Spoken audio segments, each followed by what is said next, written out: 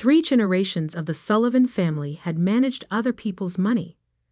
My grandfather started our firm in 1962 with nothing but a desk, a telephone, and an unshakable belief in ethical investment practices.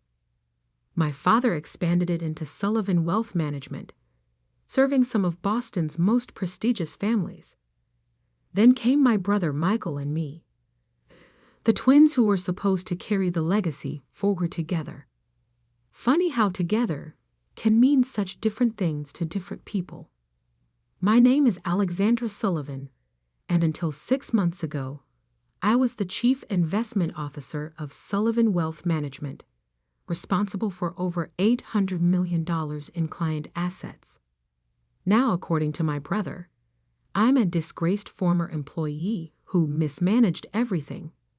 The truth, as our clients are about to discover, is considerably more interesting. Miss Sullivan? My assistant Margaret's voice crackled through the intercom. The forensic accountant's report just arrived. I checked my watch. 7:15 a.m.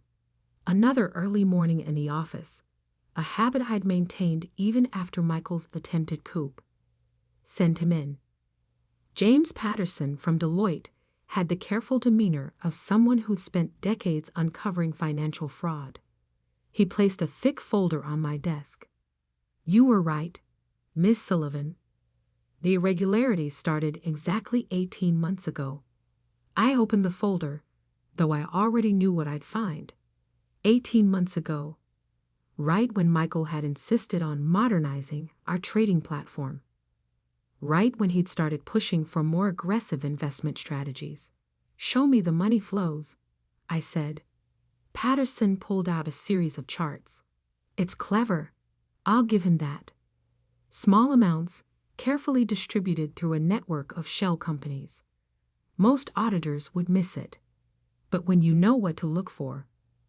I studied the diagrams, remembering the day I'd first noticed something odd in our trading reports. Michael had dismissed my concerns, calling me paranoid and stuck in the past. Old school due diligence is outdated, Lex, he'd said, using the childhood nickname I'd always hated. Modern wealth management requires modern methods. What he meant, I now knew, was that systematic fraud required systematic concealment. The total amount? I asked Patterson. $47.3 million diverted from client accounts over 18 months. The losses were masked by falsified returns reports. Your brother used the firm's strong reputation to prevent anyone from looking too closely. I nodded, thinking of our father, who died 2 years ago. His last words to us had been about trust, the trust our clients placed in us, the trust we needed to place in each other. Does anyone else know about this yet? Patterson shook his head. Just my team, working under strict confidentiality. Though I should mention, he hesitated, your brother's planning something big. My sources say he's announcing a merger next month. Sullivan Wealth Management is being acquired by Platinum Capital Partners. Of course, Michael needed a way to bury the evidence before anyone noticed. A merger would mean new systems, transferred accounts, conveniently lost records. Thank you, James. Your final report? We'll be ready for the SEC next week. Are you sure you want to do this? He's your brother. I looked at the photo on my desk. Michael and me at our college graduation, his arm around my shoulders, both of us grinning at the camera. 15 years ago, before money and power had revealed who he really was. He stopped being my brother the moment he betrayed our client's trust. After Patterson left, I reviewed the morning's trading reports. Michael had kept me on as a senior advisor, a ceremonial role meant to maintain client confidence during the transition. Little did he know, I'd spent the last 6 months building my case, documenting every irregular transaction, every falsified report. The intercom buzzed again. Miss Sullivan, Your brother's here. I quickly tucked the forensic report into my safe. Send him in. Michael strode into my office like he owned it, which, technically, he now did. At 35, we still looked enough alike to give people pause. Same dark hair, same green eyes. But where I'd inherited our father's caution and integrity, Michael had developed a hunger for more. Working early as usual, Lex? You know you don't have to anymore. Your advisory role is more flexible. I smiled blandly. Old habits. What brings you by?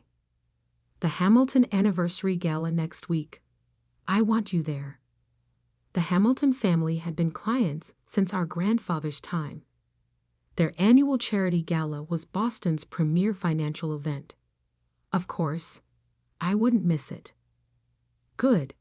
He perched on my desk, a habit he knew I hated. I'll be making some announcements. Big changes coming.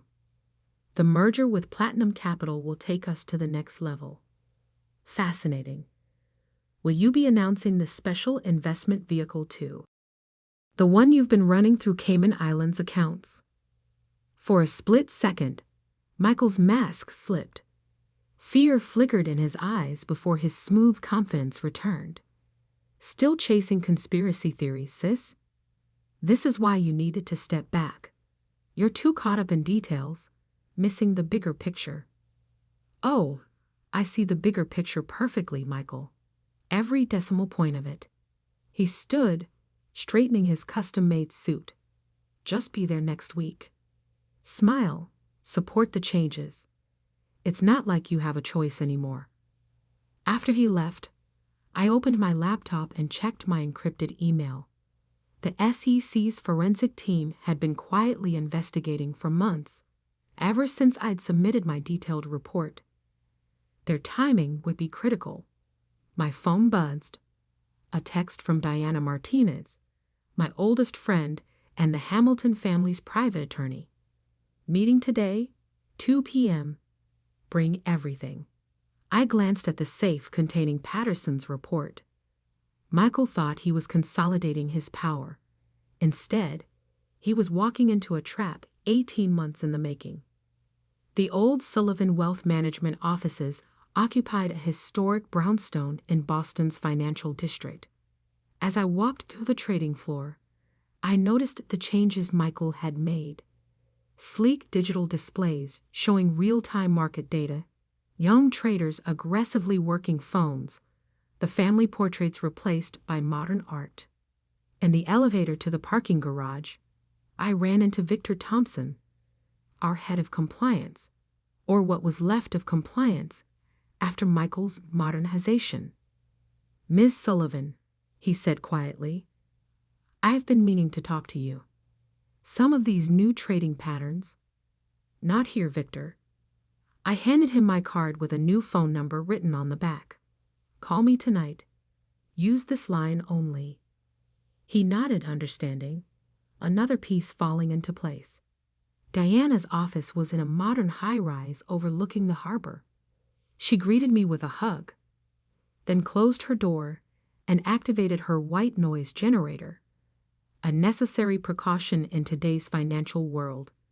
How solid is your evidence? She asked without preamble. I opened my briefcase and laid out Patterson's preliminary findings. 18 months of systematic fraud. 47 million diverted through shell companies. False returns reported to clients. And a merger plan designed to bury it all. Diana whistled softly. The Hamilton family's exposure? About 12 million. Michael used their accounts heavily because of their long-standing trust in our firm. Elizabeth Hamilton is going to be furious. Diana shook her head. She chairs 3 regulatory committees. If Michael knew, he doesn't. He thinks old money is quiet money. He forgets that quiet doesn't mean powerless. Diana studied me. The gala's next week. Your brother's planning to announce the merger there, along with my retirement. He wants to consolidate control before anyone looks too closely at the books. And the SEC? I allowed myself a small smile. Their audit team is ready. They're just waiting for the right moment. A room full of witnesses, Diana nodded, including the state's financial regulators, all the major players in Boston banking, and the press. Perfect. I gathered my documents. Michael always did have a flair for dramatic announcements. I'm just helping him make it memorable. Back in my office, I reviewed the final pieces of my plan. Michael had spent 18 months building his house of cards, thinking his sister was too naive, too trapped in old-fashioned methods to catch him. He forgot that our grandfather's most important lesson wasn't about making money. It was about protecting it. About maintaining the trust that 3 generations of Sullivans had built. As the sun set over Boston Harbor, I thought about the gala. Now just 7 days away. Michael would have his moment in the spotlight, his big announcement. And I would have mine. The week before the Hamilton Gala passed with excruciating slowness. I maintained my usual routine, arriving early, reviewing reports, meeting with select clients. Michael was too busy preparing for his triumph to notice that each meeting, each document review, was another piece of evidence being carefully preserved and documented. The SEC team is in position, Diana told me over a secure line. They've coordinated with the state regulators. Everything's ready. I was in my office, watching the sun rise over Boston Harbor. The same view our father had loved, though the skyline had changed. And the Hamilton family? Elizabeth knows something's coming. She's arranged the seating chart to put all the key players at the main table. Regulators, banking executives, major clients. Perfect. I checked my watch.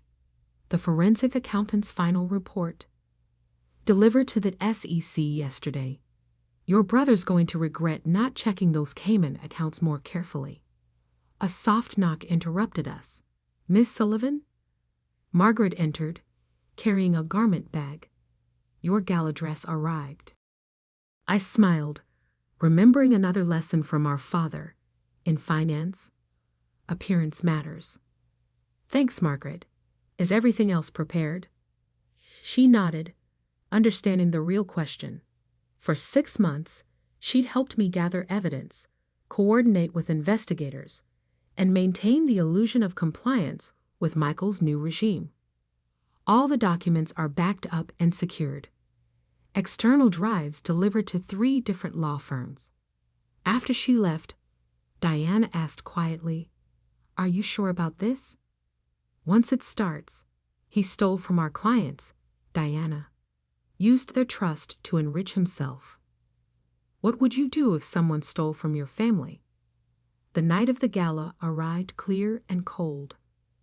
The Hamilton estate, a sprawling mansion overlooking the Atlantic, glowed with warmth and old money confidence. Rolls-Royces and Mercedes deposited Boston's financial elite at the entrance. I arrived early, wearing a classic black evening gown that had been my mother's favorite. Michael was already there, commanding attention in the center of the grand ballroom. "Ah, there's my sister," he called out too loudly. "The last of the old guard, aren't you, Lex? But change is good, isn't it? Progress is inevitable." I smiled, accepting a champagne flute from a passing waiter. "Indeed it is, brother."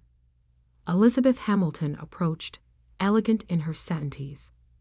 Her family had trusted the Sullivans with their wealth for 3 generations. "Alexander dear, so glad you could make it. Though I hear rumors this might be your last gala with the firm." "Changes are coming," Michael interrupted smoothly. "Big announcements tonight. The future of wealth management is evolving." Elizabeth's eyes met mine briefly. She knew. The Hamilton family hadn't maintained their fortune for 2 centuries by being naive about money. The ballroom filled quickly. I recognized faces from regulatory agencies, banking executives, journalists from the financial press. At exactly 8 o'clock, Michael took the stage, radiating confidence. Distinguished guests, valued clients, welcome to the 50th Annual Hamilton Investment Gala. Tonight is about more than celebration. It's about the future. I'm proud to announce that Sullivan Wealth Management is entering a new era. I moved quietly through the crowd, positioning myself near the main exit. Diana stood ready with her laptop, connected to the ballroom's presentation system. Merger with Platinum Capital Partners, creating one of the largest wealth management firms in New England. The crowd murmured appreciatively. Michael was in his element, promising growth, innovation, modernization. Then he turned to me, his smile sharp. And with this transition comes another announcement. My sister Alexandra, after careful consideration, has decided to retire. Her old-fashioned methods, while admirable, are no longer suited to modern finance. Actually, I said clearly, my voice carrying across the suddenly quiet room, I have an announcement of my own. Michael's smile flickered. Lex, this isn't the time. Oh, but it is? I nodded to Diana, who connected her laptop to the display screens. Let's talk about modern finance, brother. Specifically, let's discuss the $47.3 million you've diverted from client accounts over the past 18 months. The screens filled with transaction records, bank transfers, shell company documentation. Michael's face went pale. These are false accusations. Ms. Sullivan, a grave voice interrupted. Harold Winters, head of the SEC's Boston office, stood up. Are these the records you submitted to our office? Yes, sir, along with the forensic accountant's report detailing exactly how my brother used our trading platform to mask unauthorized transfers through a network of Cayman Island accounts. The room erupted in chaos. Elizabeth Hamilton's voice cut through the noise. Michael Sullivan, are you saying you stole from my family? No, I was investing aggressively, pursuing higher returns. Through unlicensed offshore vehicles, another regulator stood, without disclosure or client authorization. I watched as Michael's carefully constructed world crumbled.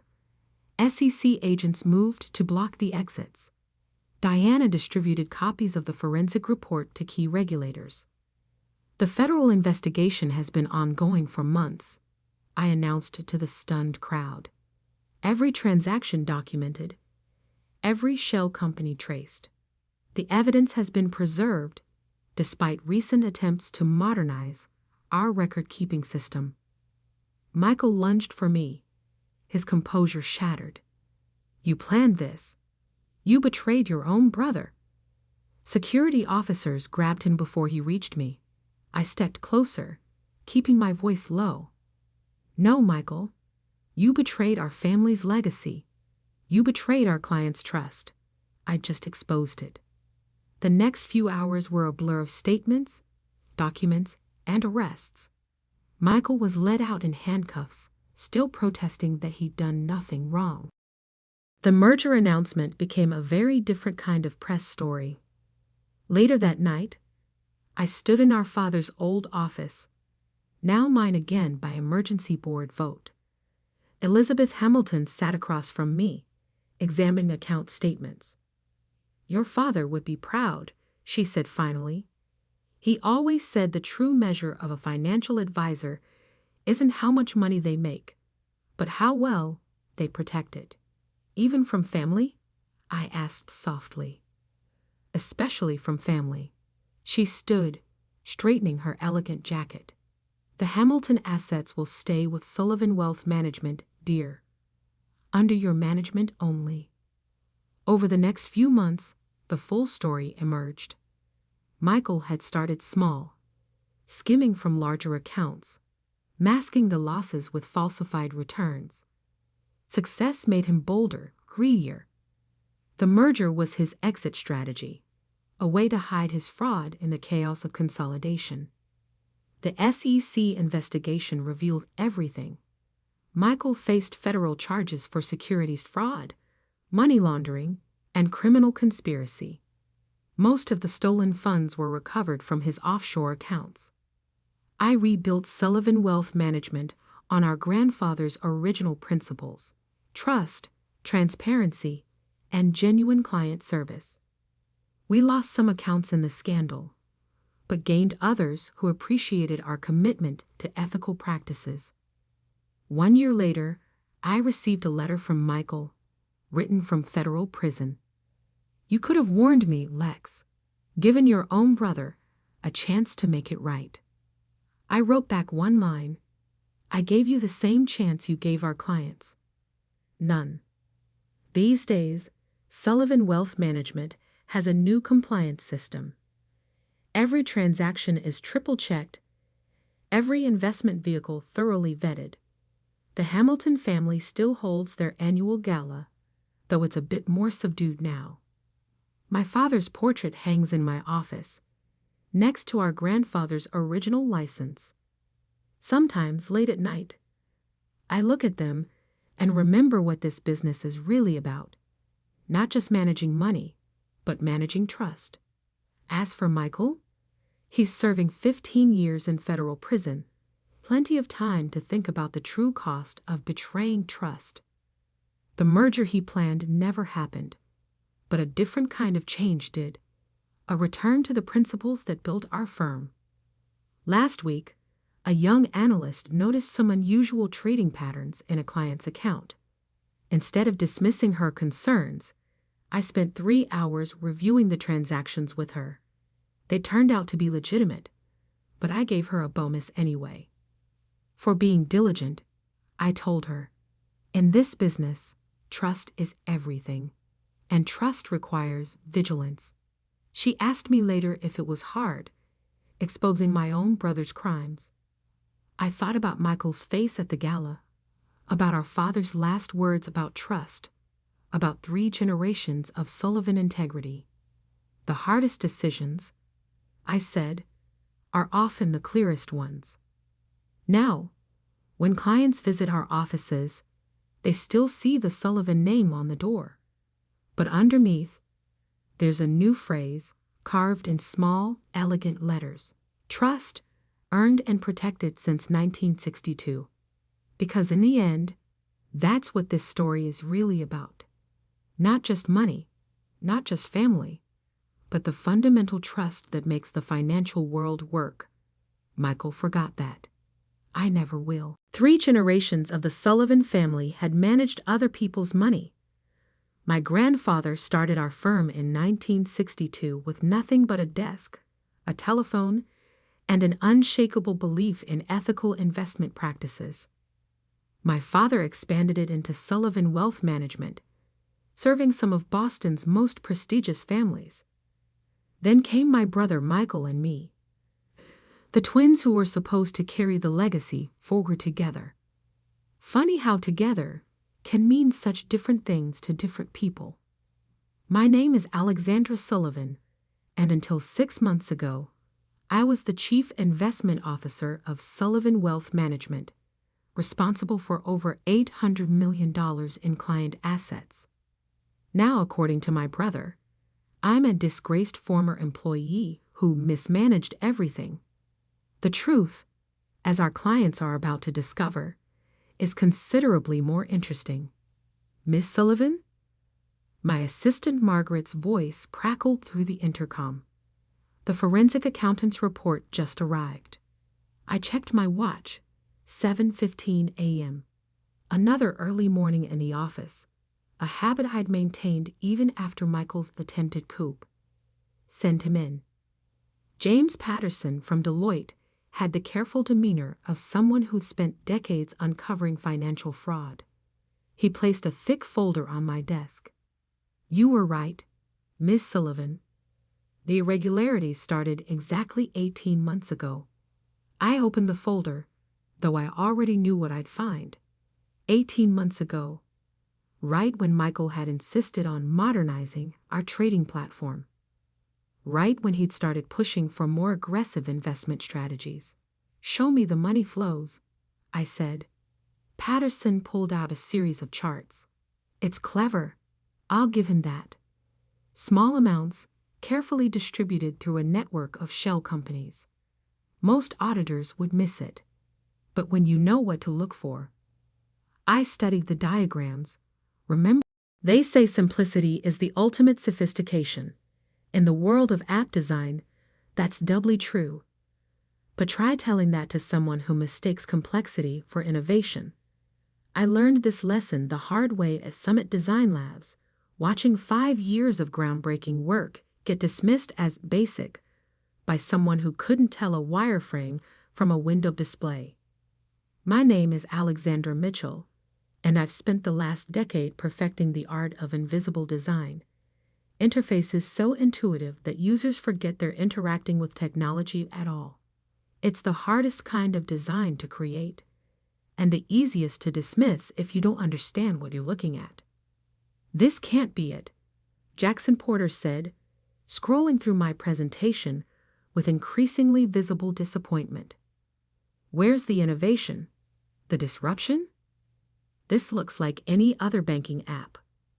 I watched my business partner of 5 years dismiss 18 months of revolutionary work with the casual arrogance of someone who'd never actually built anything himself. Jackson had joined Summit Design Labs in our 2nd year, bringing connections and capital we desperately needed at the time. He was good at one thing: convincing wealthy clients that we were the next big thing in tech design. "That's the point, Jackson," I explained, zooming in on the interface layers. "The innovation is in how it works, not how it looks." "The adaptive learning system looks basic," he interrupted, pushing back from the conference table. "Global Bank is expecting something revolutionary. They're not paying us $2 million for this." He gestured dismissively at my screens. I took a deep breath, reminding myself that Jackson's opinion didn't matter. Tomorrow's presentation to Global Bank's executive team would show them exactly how revolutionary the design was. The adaptive interface I'd created would change how people thought about banking, making complex financial transactions as intuitive as sending a text message. "You haven't even tested it," I said, pulling up the prototype.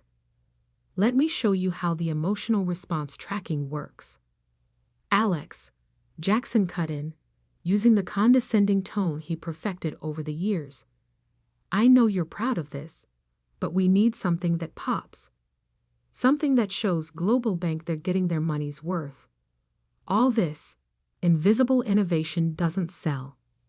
I looked around our sleek office, remembering when it was just a cramped co-working space where I'd first sketched out my vision for truly intuitive design. Summit Design Labs had grown on the strength of my work, but lately, Jackson had been pushing for more flash, less function, more sizzle, less steak. "The prototype testing shows." "Testing," Jackson scoffed. "Real innovators don't wait for testing. They disrupt. They revolutionize. This," he waved at my screens again, "this looks like something from a UX 101 class." That stung. I'd spent years developing the psychological principles behind my adaptive interfaces. The Global Bank app wasn't just a design.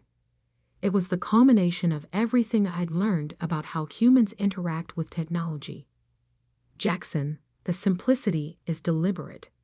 The interface adapts to each user's behavioral patterns, learning." "Save the technical details," he interrupted, standing up. "I've got another meeting. We'll talk about this tomorrow before the Global Bank presentation." He strode out, leaving me alone with my supposedly basic design. I turned back to my screens, checking the time. 16 hours until the presentation. plenty of time for Jackson to come around once he actually saw the interface in action. I worked late into the night, refining the demonstration, making sure every interaction was perfect. The adaptive learning system was my masterpiece, an interface that would actually understand its users, anticipating their needs before they even realized them. At midnight, the cleaning crew found me still at my desk. "Working late again, Miss Mitchell?" Maria asked, emptying my trash can. "Big presentation tomorrow," I smiled, rubbing my eyes. "Have to make sure everything's perfect." "Like always," she nodded. "Mr. Porter left hours ago. Said something about a dinner with clients." I nodded, used to Jackson's networking sessions at expensive restaurants. Let him wine and dine. I had real work to do. It wasn't until I finally headed home at 2 a.m. that I noticed something odd. Jackson's laptop was still on his desk, glowing softly in the dark office. He never left without it. Curious, I glanced at the screen as I passed. What I saw made my blood run cold. There, in pristine high-resolution glory, was my interface design, but not the basic version Jackson had dismissed. This was my complete work, every innovation, every breakthrough, rebranded with a new company name, Porter Innovation Labs. My first thought was that I must be more tired than I realized. Jackson might be arrogant, but he couldn't. Then I saw the email drafts, the pitch deck, the incorporation papers. Porter Innovation Labs is proud to present a revolutionary new approach to financial technology. My hands shook as I scrolled through document after document. Jackson hadn't just stolen my design. He'd been planning this for months. The basic dismissal was just his cover, buying time while he prepared to launch my work as his own. And the client dinner he was at tonight, according to his calendar, it was with Global Bank's CEO. I sank into Jackson's ergonomic chair, my mind racing. 5 years of partnership, reduced to this. All those late nights, all that innovation, all that careful refinement. Jackson thought he could just take it all with a few keystrokes and a new logo. But he'd made one crucial mistake. He thought he understood my design. The interface I'd created wasn't just a pretty collection of screens and buttons. It was a living system, built on thousands of hours of behavioral research and psychological insight. Jackson had stolen the blueprint, but he didn't understand the architecture. And tomorrow, in front of Global Bank's entire executive team, that lack of understanding would become painfully clear. I pulled out my phone, checking the time. 14 hours until the presentation. Just enough time to make a few small adjustments to the demonstration version. Things that only someone who truly understood the system would notice. Jackson thought my design was basic. Tomorrow, he'd learn just how sophisticated basic could be.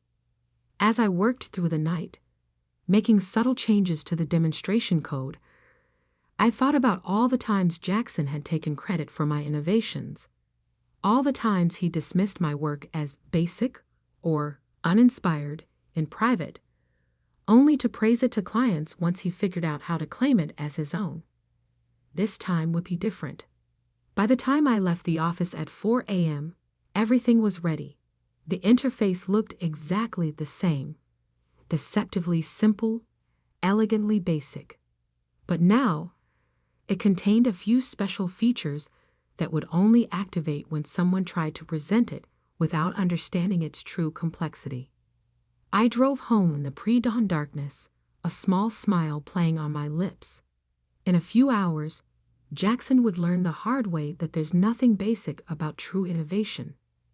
Sometimes the most sophisticated systems are the ones that look simplest on the surface. And sometimes the best way to prove your worth is to let others try to steal it. Tomorrow's presentation was going to be very interesting indeed. The morning of the Global Bank presentation dawned bright and clear. I arrived at their gleaming headquarters 2 hours early, watching their employees stream into the building, each one a potential user of my interface. Each one about to witness exactly what happens when someone tries to take credit for innovation they don't understand. Jackson strutted in at 8:45, wearing a suit that probably cost more than my monthly rent. His presentation folder was emblazoned with the Porter Innovation Labs logo, my designs rebranded under his name. Alex. He looked surprised to see me in the Global Bank lobby. What are you doing here? Supporting my partner, I smiled. Big day for Summit Design Labs, right? His expression flickered. About that, there's been a change of plans. The presentation will be under my new venture. It's better for everyone this way. More innovative. More innovative than Summit Design Labs? I kept my voice casual. The company we built together. Look, Alex. He lowered his voice, glancing around the lobby. Your work is good, solid. But Global Bank needs something more cutting edge. Porter Innovation Labs represents the future of interface design. I nodded thoughtfully. And this sudden change wouldn't have anything to do with the complete project files I saw on your laptop last night. His face hardened. You went through my computer. You left it open. Right next to the incorporation papers for your new company, featuring my interface design. Your basic design, he corrected, straightening his Italian silk tie, which I've significantly improved. Listen, I'll make this easy. Walk away now, and I'll give you a generous settlement. Try to fight this, and my lawyers will bury you. Before I could respond, a tall woman in an impeccable suit approached us. Mr. Porter? I'm Catherine Walsh, Global Bank's Chief Innovation Officer. We're ready for you in the main boardroom. Jackson's practiced smile returned instantly. Wonderful. This is Alexandra Mitchell, one of our former designers. She was just leaving. I smiled warmly at Catherine. Actually, I'd love to see the presentation, if that's all right. I'm quite interested in innovative interface design. Catherine looked between us, clearly sensing tension. Of course, the more technical expertise in the room, the better. Shall we? The Global Bank boardroom was impressive. Wall-to-wall windows overlooking the city, state-of-the-art presentation screens, and a table long enough to seat the 20 executives gathered for the demonstration. Jackson took his place at the head of the table, exuding confidence. I sat quietly in the back, opening my laptop to monitor what was about to happen. Ladies and gentlemen, Jackson began, banking interface design hasn't changed significantly in a decade. Today, Porter Innovation Labs will show you the future of financial technology. I watched as he pulled up the first screens of my interface.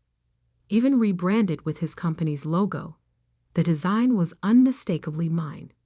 Clean, intuitive, deceptively simple.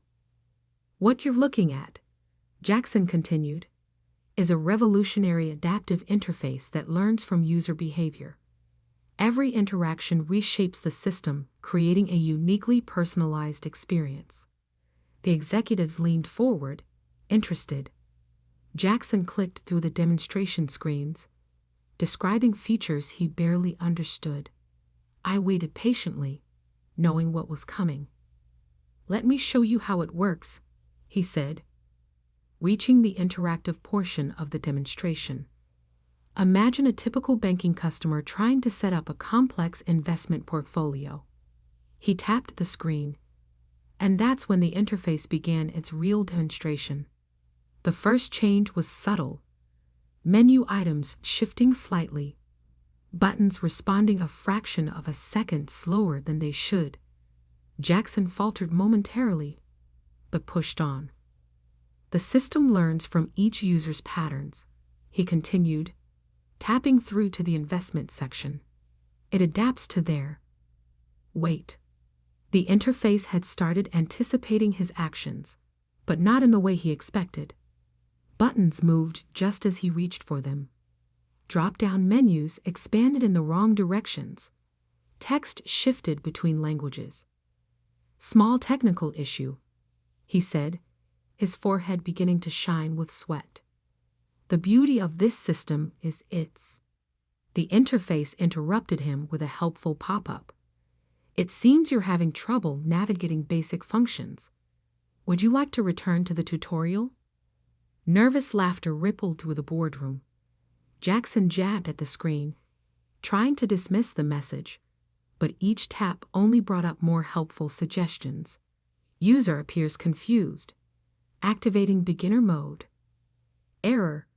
Unable to detect basic understanding of interface principles. Warning. Unauthorized presentation attempt detected. Catherine Walsh leaned forward. Mr. Porter, is the system suggesting you don't know how to use your own interface?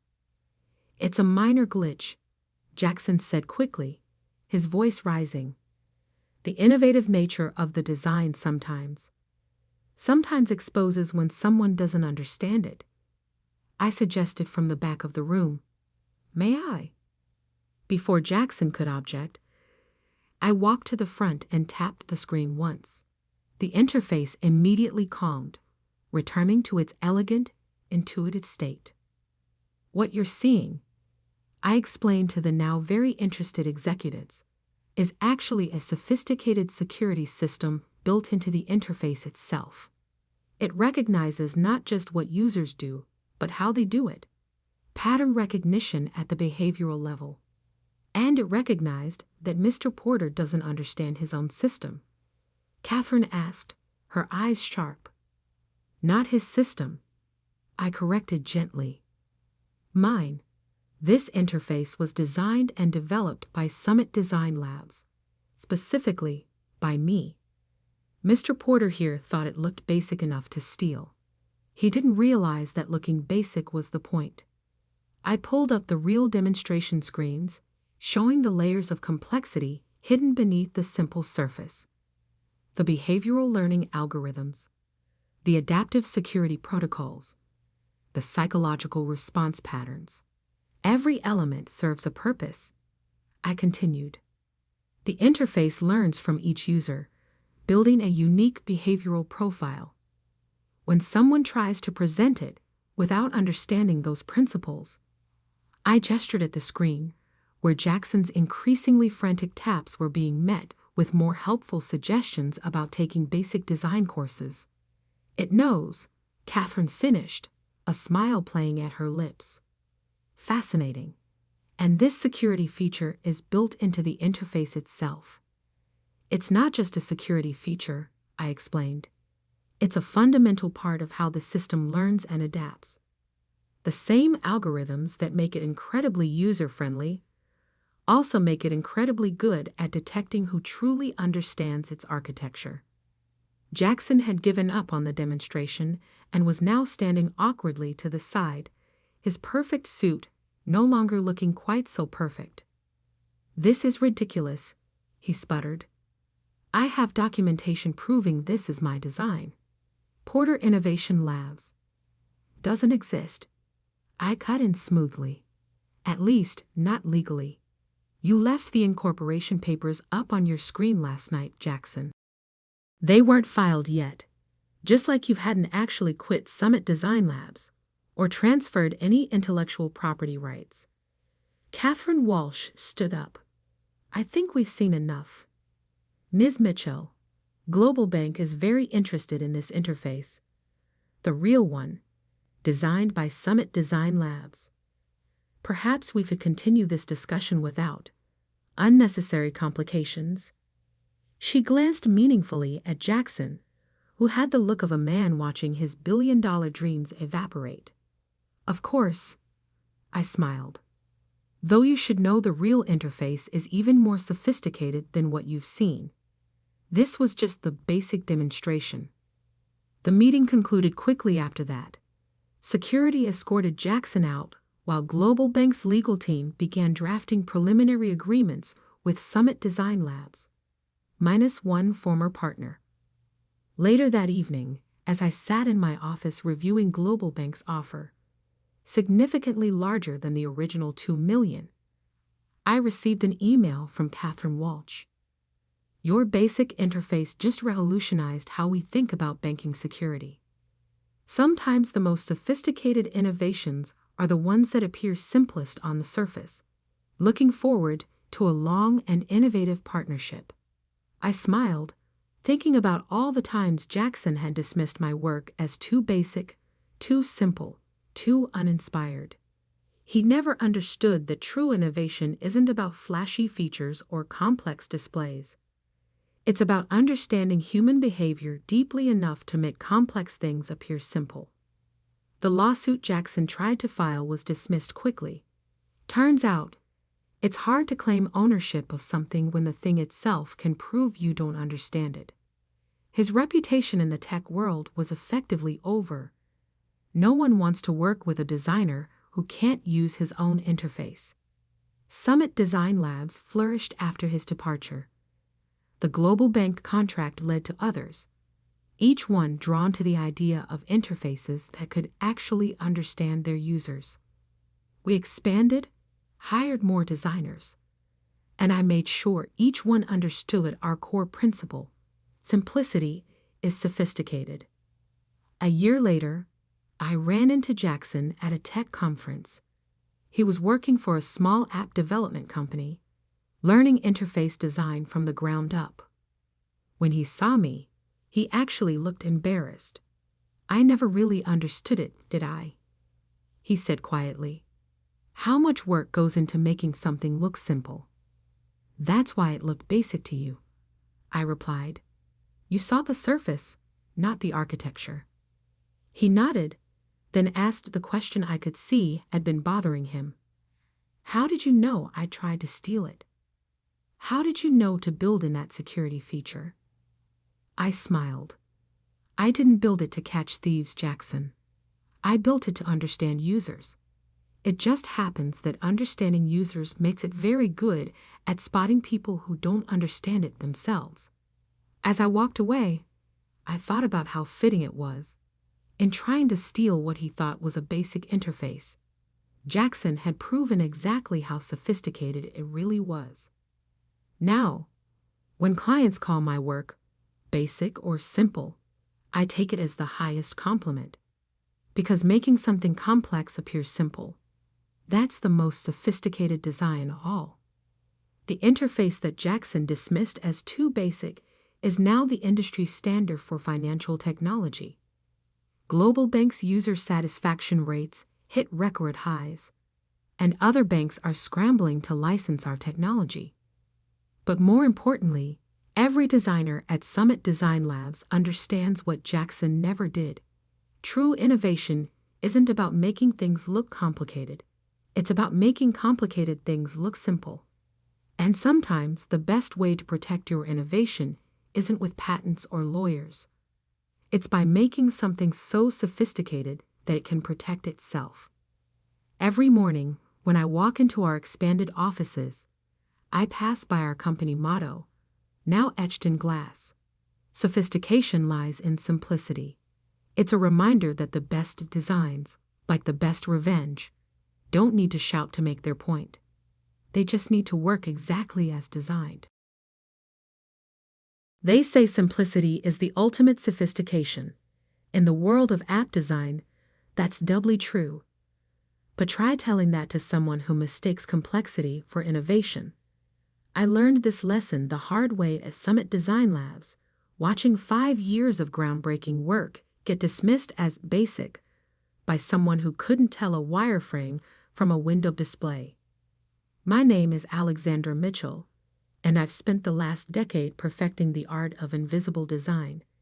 Interfaces so intuitive that users forget they're interacting with technology at all. It's the hardest kind of design to create, and the easiest to dismiss if you don't understand what you're looking at. This can't be it, Jackson Porter said, scrolling through my presentation with increasingly visible disappointment. Where's the innovation? The disruption? This looks like any other banking app. I watched my business partner of 5 years dismiss 18 months of revolutionary work with the casual arrogance of someone who'd never actually built anything himself. Jackson had joined Summit Design Labs in our second year, bringing connections and capital we desperately needed at the time. He was good at one thing: convincing wealthy clients that we were the next big thing in tech design. That's the point, Jackson, I explained, zooming in on the interface layers. The innovation is in how it works. They say experience is the best teacher. But in the fast-paced world of tech startups, experience is often seen as a burden rather than an asset. I learned this lesson the hard way at Innovate Tech Solutions, a company I helped build from a small coding project into a $100 million enterprise. My name is Michael Anderson, and after 20 years of building secure systems for companies ranging from small businesses to Fortune 500 corporations, I thought I'd seen it all. But nothing prepared me for how quickly success could turn into betrayal, especially when ambition and inexperience collide. The morning everything changed started like any other. I arrived at our sleek downtown office at 6:30 a.m., 2 hours before most of the young innovators would roll in with their cold brew coffees and latest tech gadgets. The early morning hours were my most productive time, when I could review code without interruption and catch potential issues before they became problems. That particular morning, I was reviewing the architecture for our new cloud security platform, a project that had consumed the last 18 months of my life.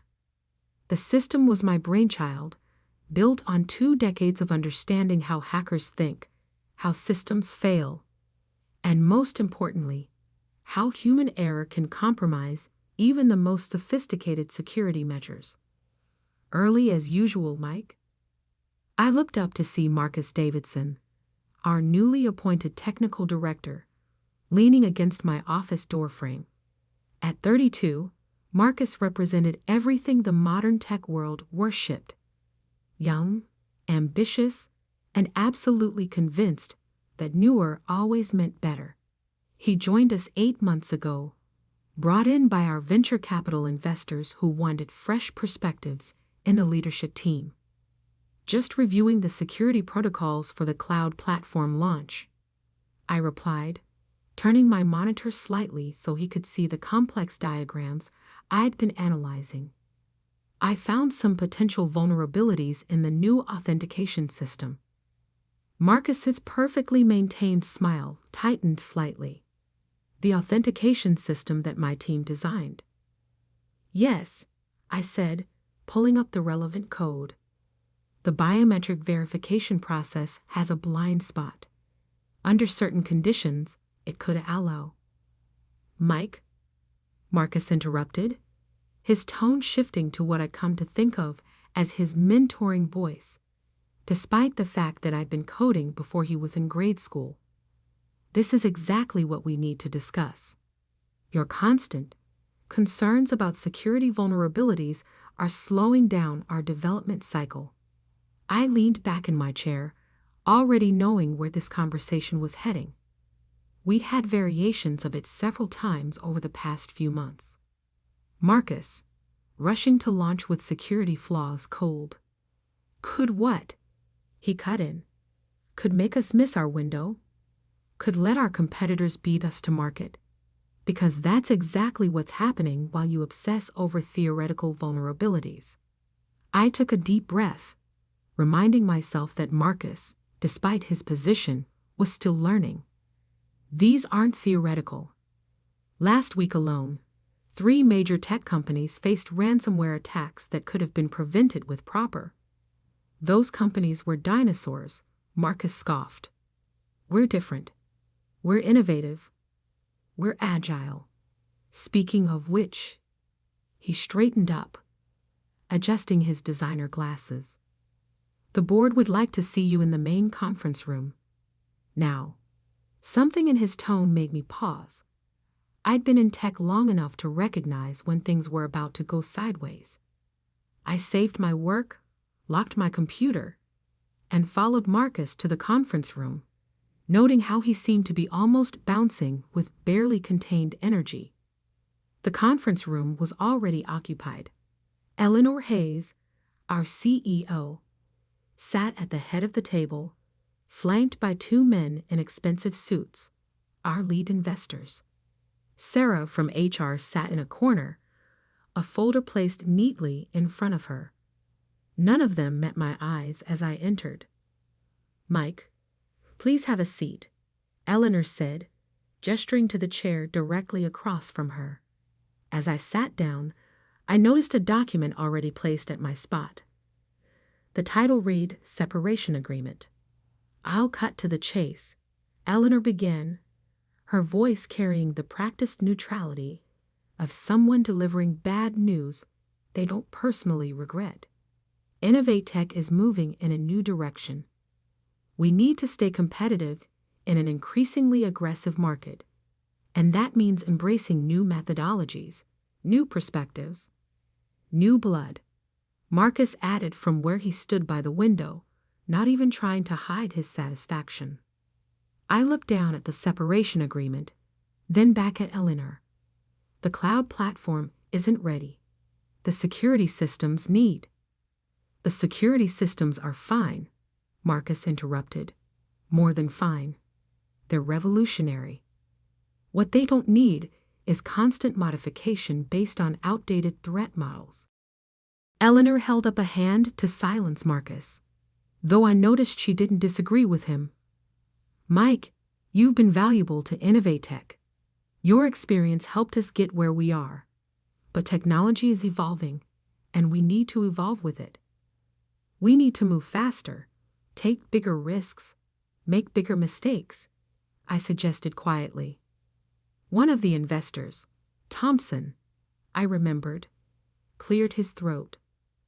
"Mr. Anderson, we're prepared to offer a generous separation package. 6 months' salary, health benefits through the end of the year, and a positive reference for future opportunities. Though at your age," Marcus added with a smirk, "maybe it's time to consider retirement. Let the next generation take the reins." I looked at each face around the table. Eleanor, carefully maintaining her professional mask. The investors, already checking their phones, considering the matter settled. Sarah from HR, slightly uncomfortable but resigned. And Marcus, practically glowing with triumph. None of them knew. None of them understood what they were about to do. "The platform launches in 2 days," I said, keeping my voice level. "You might want to reconsider the timing of this." "The platform is ready," Marcus declared. "My team has run every possible test. The beta results are exceptional. We're pushing it live at the board presentation on Friday." I thought about the security protocols I'd been reviewing that morning, about the backup systems I'd quietly put in place over the years, about all the lessons experience had taught me about how systems fail and how people fail with them. "I see," I said, picking up the separation agreement. "And you're sure about this decision?" "Absolutely," Eleanor replied. "It's time for Innovatech to embrace the future." I signed the document without another word. Marcus looked almost disappointed.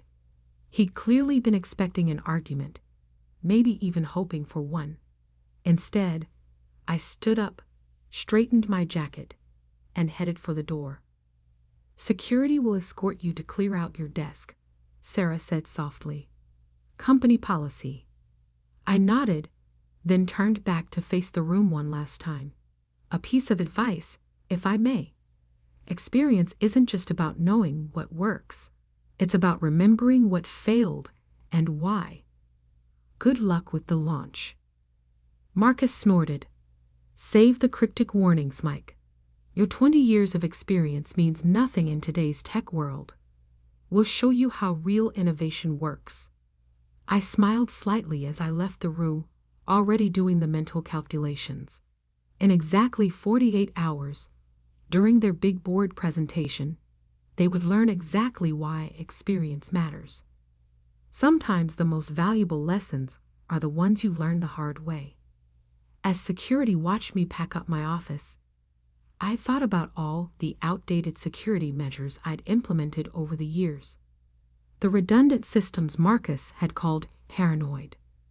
The backup protocols he dismissed as unnecessary. The carefully crafted fail-safes that no one had bothered to fully understand.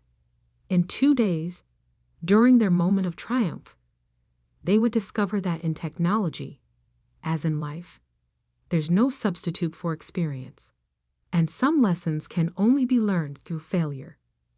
I walked out of Innovatech's glass and steel building for the last time, carrying a box of personal items and 2 decades of knowledge they thought they didn't need.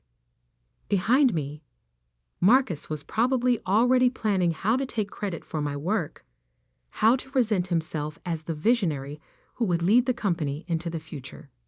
But the future has a way of teaching its own lessons, and in 48 hours, Innovatech would learn exactly how much experience matters in the world of technology. Sometimes the best way to prove your value is to let others discover it in your absence. As I loaded my box into my car, I couldn't help but smile. The countdown had begun, and I didn't even need to do anything. The system would do exactly what it was designed to do: protect itself from inexperienced hands trying to modify what they didn't understand. The next 2 days would be very interesting indeed. The next 48 hours passed slowly. I spent them in my home office, surrounded by 20 years of certifications, awards, and memories, waiting for the inevitable. The system I'd built wasn't just code. It was a reflection of every lesson I'd learned, every failure I'd witnessed, and every attack I'd prevented over 2 decades in cybersecurity. Marcus and his team were about to learn those lessons the hard way. I didn't need to hack anything or plant any viruses. I didn't need to sabotage their launch. The innovative changes Marcus had been pushing through would do all the work for me. Sometimes the best revenge is simply letting people face the consequences of their own decisions. The morning of the board presentation, I received a text from Patricia, one of the senior developers who'd worked with me for years. "Mike, something's wrong with the authentication protocols. The test environments are showing unusual patterns." I didn't respond. Patricia was smart. She'd been one of the few who understood why I'd insisted on certain security measures. She'd figure it out soon enough. Another text came an hour later, this time from David in System Operations. "Marcus is modifying the core security protocols for the demo. Says he's streamlining them. Things are getting weird." I could picture it clearly. Marcus, confident in his innovative approach, making last-minute changes to impress the board, probably removing what he saw as unnecessary security layers, bypassing what he considered outdated protocols. Each change would trigger subtle cascading effects throughout the system, effects that wouldn't become apparent until it was too late.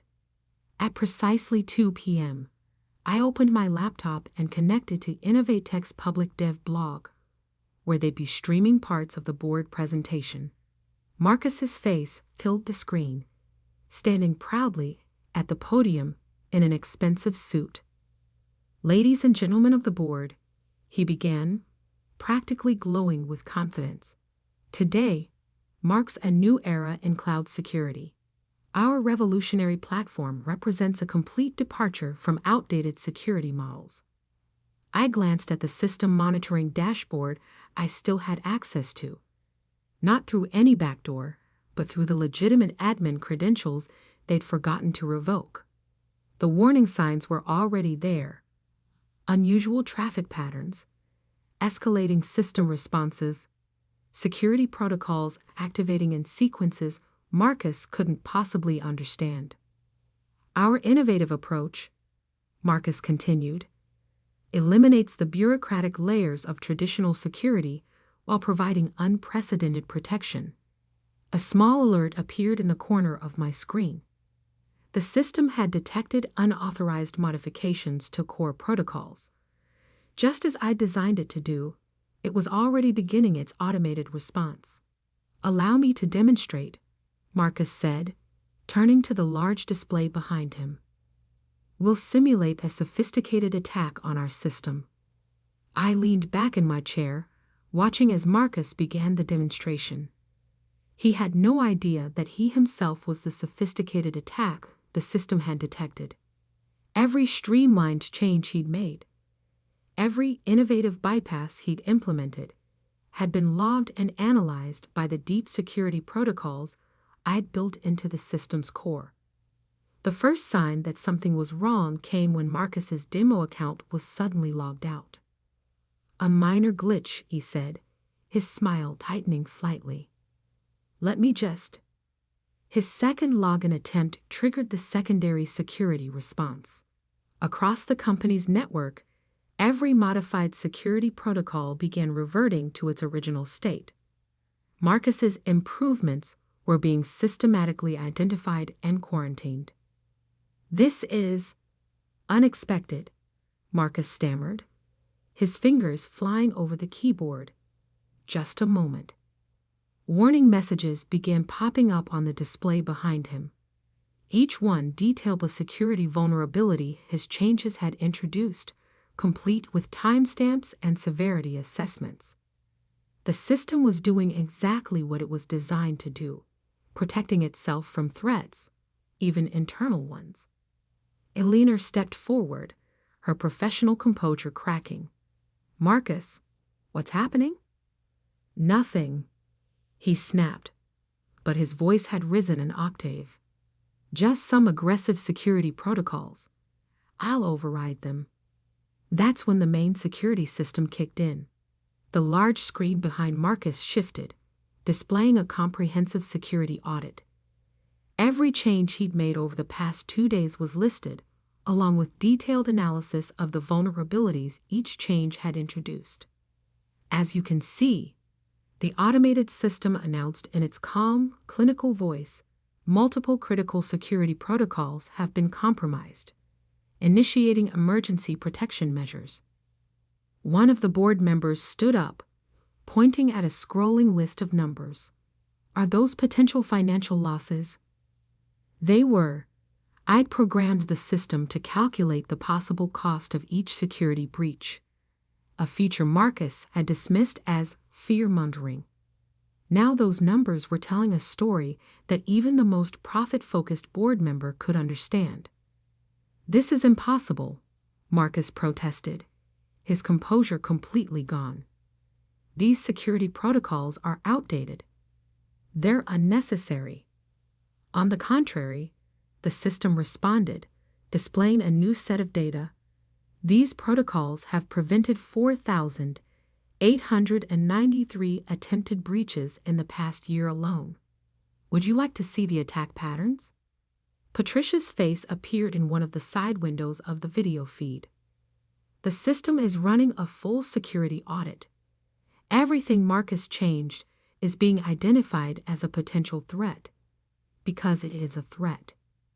These protocols, they're not just security measures. They're learning algorithms." Understanding dawned on Eleanor's face. "Anderson," she whispered. "This is what he was trying to tell us." The board chairman stood up, his expression thunderous. "Turn it off. Turn all of it off right now." "We can't," Patricia replied. "The system is doing exactly what it was designed to do, protect itself from unauthorized modifications. Every improvement Marcus made actually created vulnerabilities. The system is defending itself." "Defending itself," Marcus shouted. "It's just code. I'm the technical director. I have the authority to." "Authority isn't the same as understanding," Patricia cut in. "These security protocols, They're based on years of real-world attack data. Each layer serves a purpose. They're not outdated. They're battle-tested. The system continued its relentless audit, now displaying a simulation of how Marcus's changes would have left the platform vulnerable to various types of attacks. Each scenario played out in precise detail, showing exactly how real hackers could have exploited the streamlined security.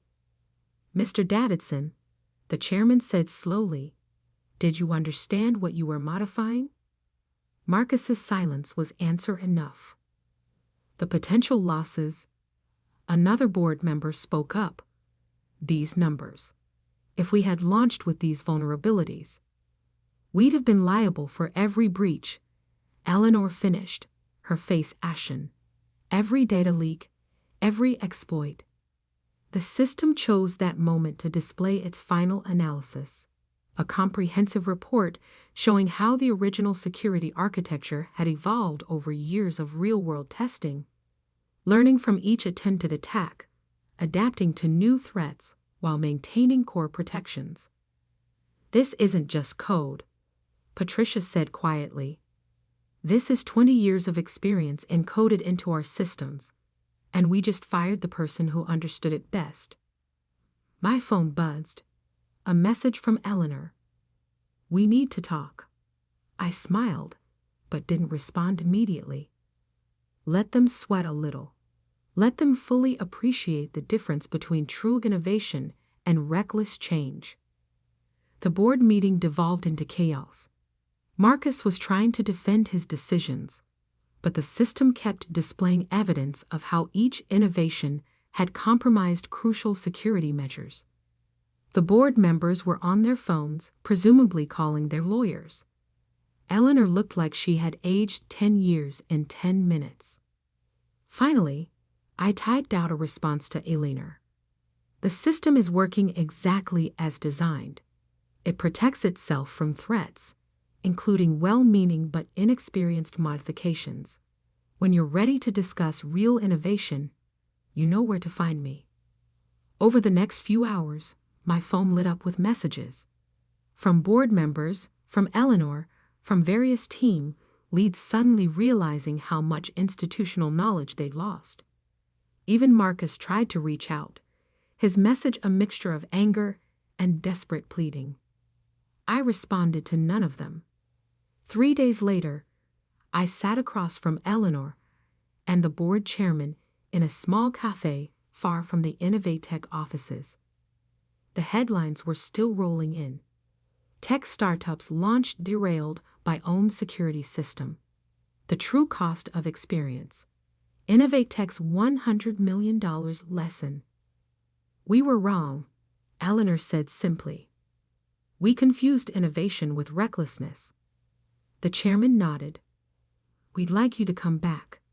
Full technical control, board seat, significant equity stake. And Mr. Davidson has been asked to pursue other opportunities," Eleanor finished. I took a sip of my coffee, considering their offer. "The system needs work," I said finally. Marcus's changes, while misguided, highlighted areas where we could improve. Not by removing security, but by making it more adaptable. "You have something in mind?" the chairman asked. I pulled out my laptop, opening a proposal I'd been working on. Innovation isn't about ignoring experience. It's about building on it. Here's how we can make the system better while keeping it secure. They listened intently as I outlined my plans. "Real innovation," I explained, "comes from understanding both the past and the future. From knowing why things work, not just how to change them." 6 months later, I stood in front of the board again, but this time as Chief Security Officer and board member. Our platform had launched successfully, incorporating both robust security and genuine innovation. Marcus's replacement, a talented developer who understood the value of experience, had helped me implement improvements that made the system even stronger. The lesson wasn't lost on anyone. In the fast-paced world of technology, it's easy to dismiss experience as outdated knowledge. But true innovation isn't about discarding the past. It's about understanding it deeply enough to build a better future. Sometimes the most valuable feature of any system isn't its cutting-edge technology or its innovative design. Sometimes it's the quiet wisdom built into its foundations, the lessons learned from years of experience, patiently waiting to prove their worth. As for Marcus, last I heard, he was working at a small startup under the supervision of a senior developer who insisted on teaching him the fundamentals of security before letting him touch any production code. Experience, as they say, is the best teacher. And sometimes the most expensive lessons are the ones you learn by ignoring it. Every morning when I arrive at the office at 6:30 a.m., I smile at the plaque now hanging in the lobby. Innovation respects experience. It's a reminder to everyone that in technology, as in life, the best way forward isn't about choosing between innovation and experience. It's about bringing them together to build something truly revolutionary. The young developers who once rolled their eyes at my outdated concerns now seek out my advice, eager to understand the why behind the how. And when they come up with new ideas, we work together to implement them in ways that respect both innovation and security. That's the real lesson in all of this. True innovation doesn't mean forgetting the past. It means understanding it well enough to build a better future. Sometimes it takes a crisis to remind us of that truth, but once learned, it's a lesson that proves its value every single day.